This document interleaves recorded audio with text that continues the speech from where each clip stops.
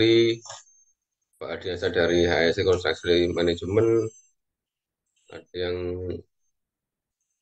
mahasiswa juga ada ini, oke. Good, good. Jadi semua dari keseluruhan level ada gitu ya. Oke Pak, saya lanjut ke slide berikutnya kalau gitu. Mengenai project monitoring ya. Jadi intinya suatu project itu pertama PMT-nya harus kuat Pak ya.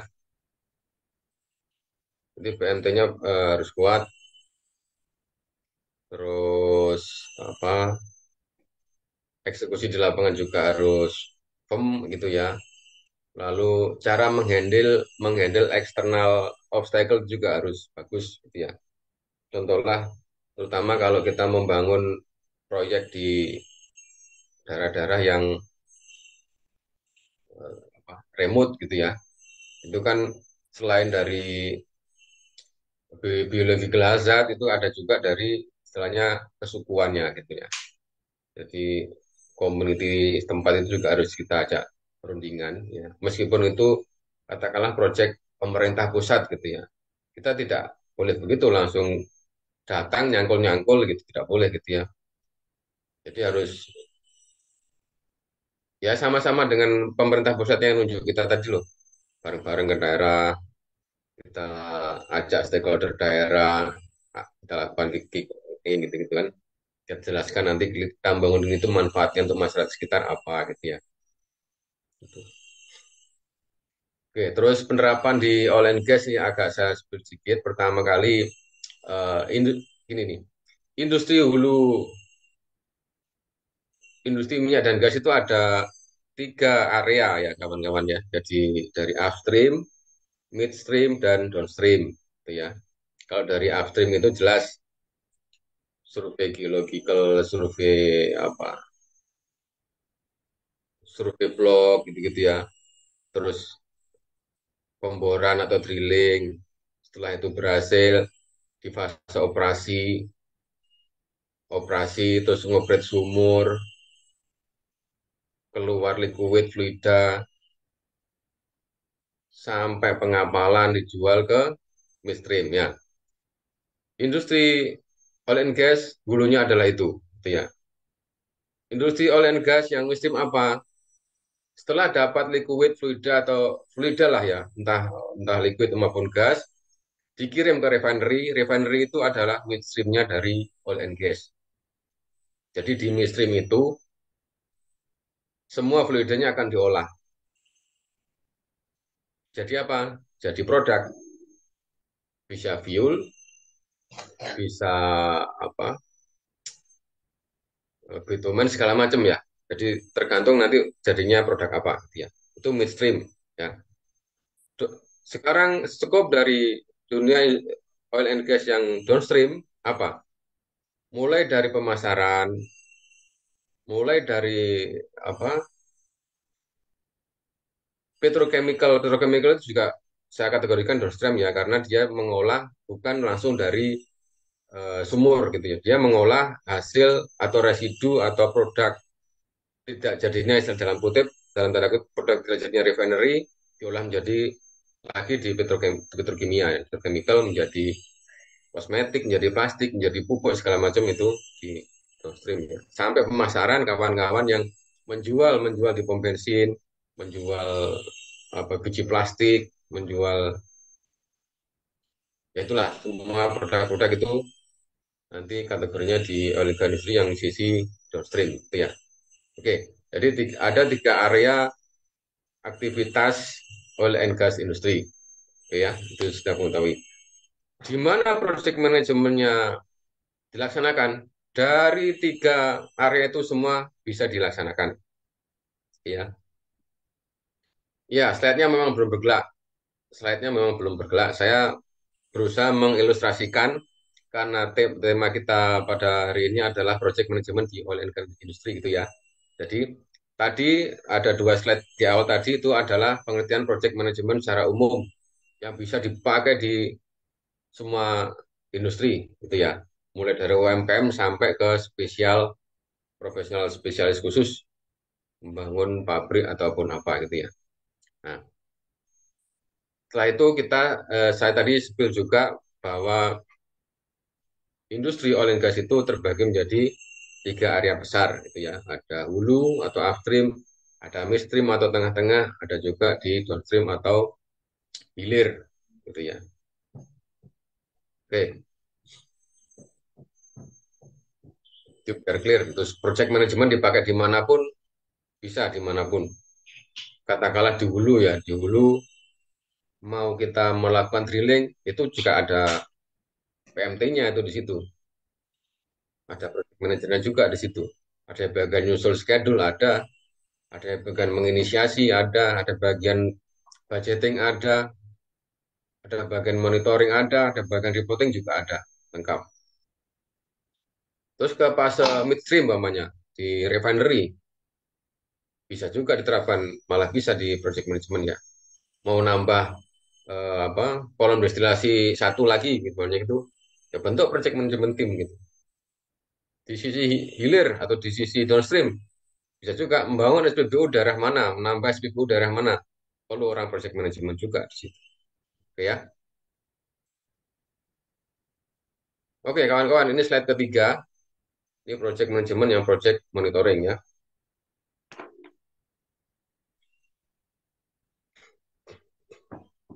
Kita slide itu dulu.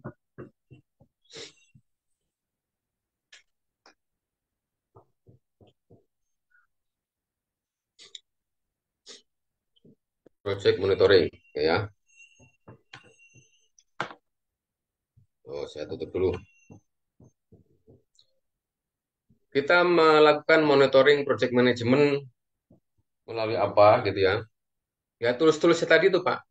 Tools-tools yang saya bilang di awal tadi. Ada S-Curve, ada apa, Gantt, ada CPM, banyak lah. Atau memakai software yang saya sebutkan tadi tuh. Ada Travelo, ada Monday.com, segala macam tadi yang saya sebutkan dari awal. Ya. Intinya, waktu pelaksanaan proyek dan nilai akumulasi progres pelaksanaan proyek itu termonitor. Itu aja, Pak.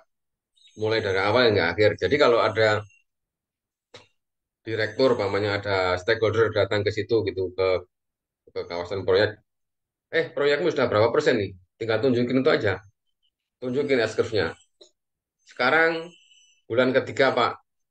Kalau menurut S-curve ini, perbandingan antara planning dan aktual itu ada minus 2%.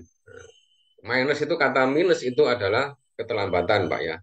Minus itu adalah keterlambatan. Oke,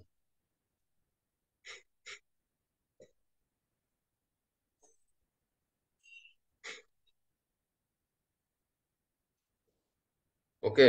Itu ada pertanyaan. Oh, tadi kurs F menggunakan software apa gitu ya. Softwarenya bisa bermacam-macam, Pak. Tapi pilihlah dulu yang paling sederhana ya. Paling sederhananya apa tadi yang saya bilang tadi? Excel. Bikin aja dari Excel gitu ya. Sumbu X, sumbu Y bikin. Jadi planningnya hari ini sekian, harusnya planningnya harus sekian persen, tapi ternyata aktualnya hanya sekian persen. Itu boleh pakai Excel ya. Ataupun kalau mau lebih canggih lagi, pakai software yang lain, pakai Primavera seumpama ya. Saya nggak merekomendasikan apa-apa ya. Semua pakai Primavera, ada juga di Primavera yang sekarang terbarunya P6 ya. Seri P6 itu langsung aja dibikin situ. Project, monitoring project dengan pakai project monitoring. Ada terusnya langsung klik situ, masukkan semua parameter yang akan di situ. Waktunya, eh, tasknya apa, tugasnya apa, PIC-nya siapa, dan progresnya seperti apa. Bandingkan dengan yang aktual hari ini. Jadi nanti muncul itu di situ, muncul di grafik itu sudah langsung bisa dilihat. Grafik itu under apa ahead gitu aja. Ahead atau behind gitu ya. Schedule gitu. Itu ya Pak siapa tadi.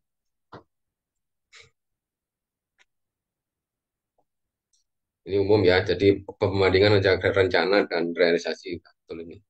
Jadi ahead kalau memang dia lebih cepat, delay, jadi lebih lama dari rencana gitu-gitu ya.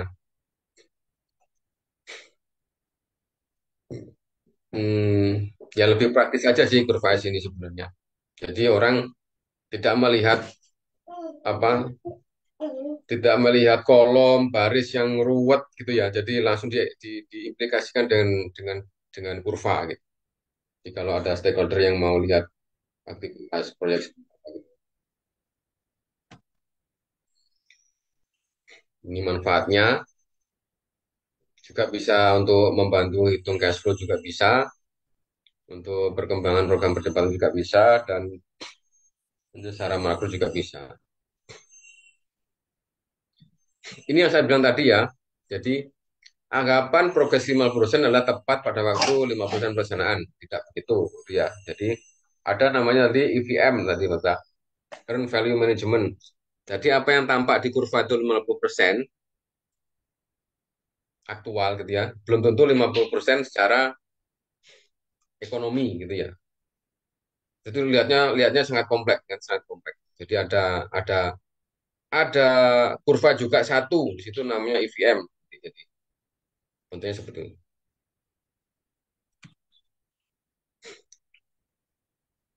Ini terus ini pakai S-curve, pakai CPM atau pakai EVM yang paling bagus. Kalau saya pribadi lebih detail atau lebih sering saya gunakan adalah EVM Pak ya. Meskipun kalau cuman mau lihat progres project aja pakai S-curve aja sudah bisa.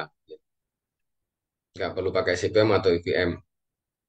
Jadi CPM itu kritikalnya yang ditampilkan kritikalnya, step kritikalnya aja. Step non kritikalnya kita taruh di bawah. Itu. CPM tadi, kurva dari S-curve tadi ada dua, planning sama aktual, ditambah dengan EVM secara keekonomisan tadi. Apakah masih ekonomis nggak proyek ini sampai di step ini? Gitu. EVM itu. Jadi apa yang nilai kontrak proyek, kompleksitas proyek, waktu pelaksanaan proyek, dan jenis proyek, dan kompetisi tim proyek. Ya, itu itu bisa dipakai apa dipakai suatu keputusan ya, bisa didesain suatu keputusan bahwa proyek ini gagal, proyek ini berhasil, proyek ini di stop aja karena nggak ekonomis, bisa pakai EVM tadi. Kalau cuman pakai untuk monitoring progres ya pakai S-curve aja gitu. EVM pakai Excel bisa Pak, bisa. EVM pakai Excel juga bisa. Cuman ada formula-formulanya gitu kan. Formula-formula yang di Excel itu. Kalau memang nggak mau pakai formula segala macam ya pakai beli software gitu kawan-kawan. Yang paling common itu ya Primavera itu.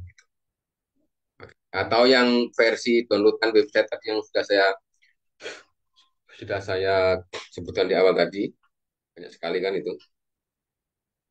Oke,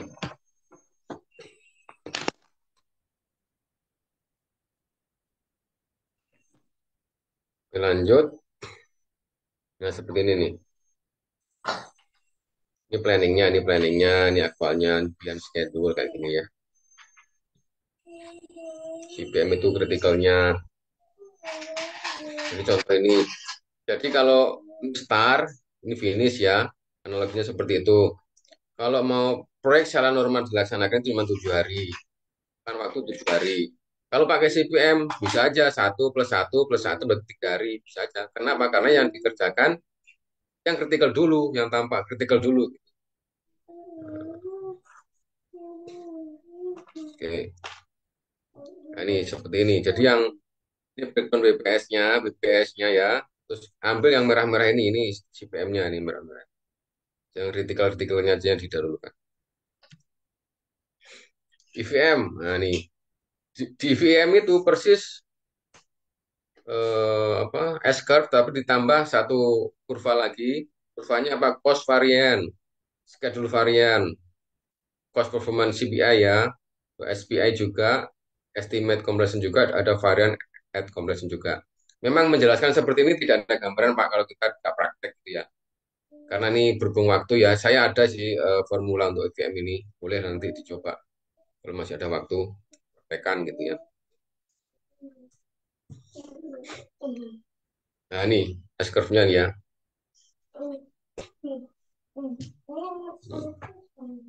Varian compression. Nah, ini biru nih kan. Nah, ini to date cost variance segini. Plannya yang mana Pak? Plannya? Nah, schedule dulu ya. Plannya yang merah ya. Aktual yang hijau. Ternyata EVM-nya ungu. Ini tidak ekonomis berarti ini. Itu aja membacanya. Oke, kriteria proyek EVM. Jadi memang perlu komitmen manajemen ya. Jadi orang di kita sebagai project manager di lapangan itu memang harus tegas, harus tegas, tapi juga harus perlu komitmen dari user kita. Jadi kita tuh dikasih authority, tapi kita terus itu juga harus di backup gitu ya. Jangan sampai kita dikasih full authority tapi tidak di backup oleh user gitu ya, atau oleh klien.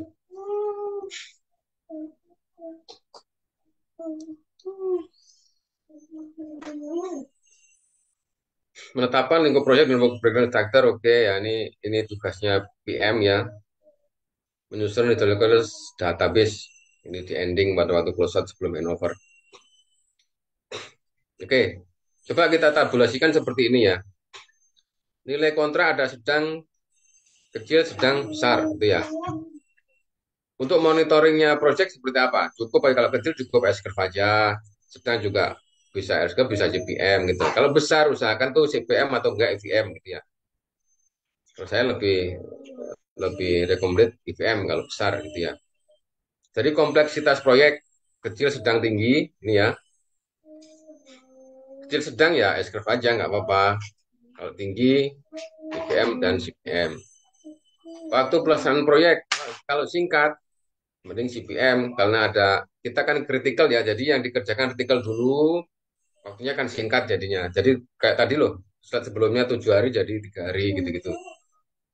Yang sedang bisa S-curve, bisa CPM. Kalau yang panjang bisa S-curve, bisa EVM. Tapi saya tetap rekomendasikan untuk EVM ya. Ini dari tabulasi proyek berdasarkan nilai kontrak, kompleksitas proyek, dan waktu pelaksanaan proyek.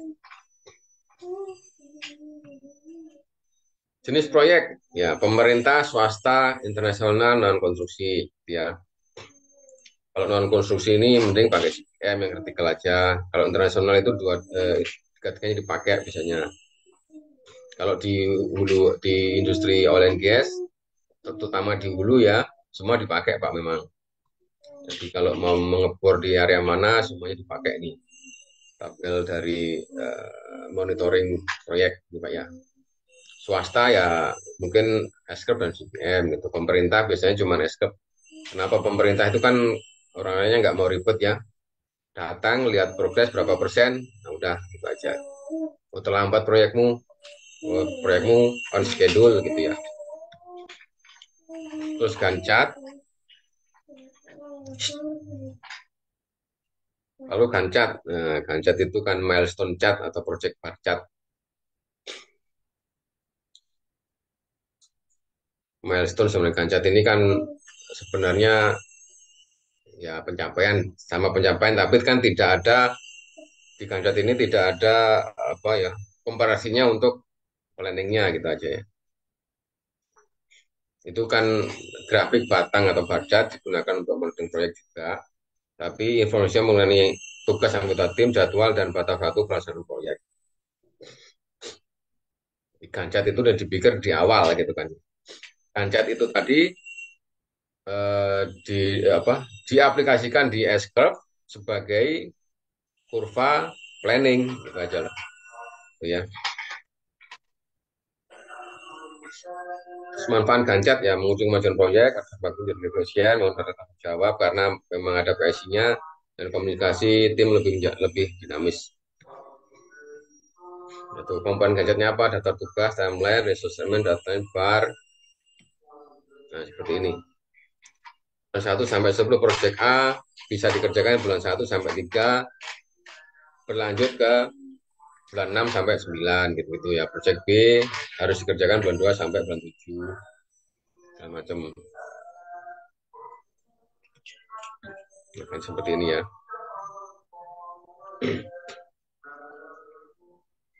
Ini gancetin di awal Pak ya, kawan-kawan ya. Gancetin di awal. Jadi rencana di awal. Yang diambil, ditaruh di S-curve tapi dalam bentuk kurva rencana itu. Planning curve gitu tadi. Ini software yang tadi kita sebut. Nah, ini juga kan ada mandi.com tadi, saya ulang lagi, Smart Sheet atau Bright ClickUp, Intune, Hub Planner, Visor, QuickBase, silahkan dipilih masing-masing, ada kelebihan, ada kekurangannya. Saya pakai mandi.com kalau di HP, kalau di komputer saya pakai Primavera P6. Silahkan dipilih masing-masing. Ada Canva, ada Word. Oke, siap.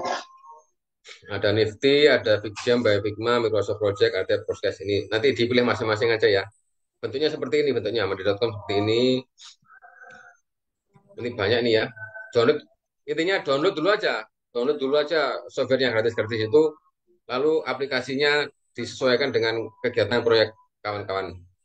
Itu aja. Di HP juga gitu. Bisa dibawa kemana-mana. Nah, ini tampilannya seperti ini ya. Microsoft Project kan paling umum digunakan kan ya. Oke. Oke, sebelum berakhir satu slide lagi lah. Nah, ini cepat-cepatan ya.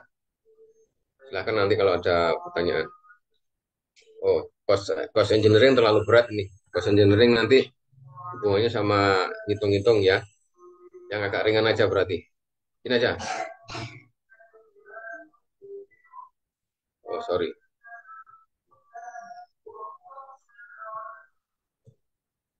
Nah, bolehlah kontrak manajemen lah.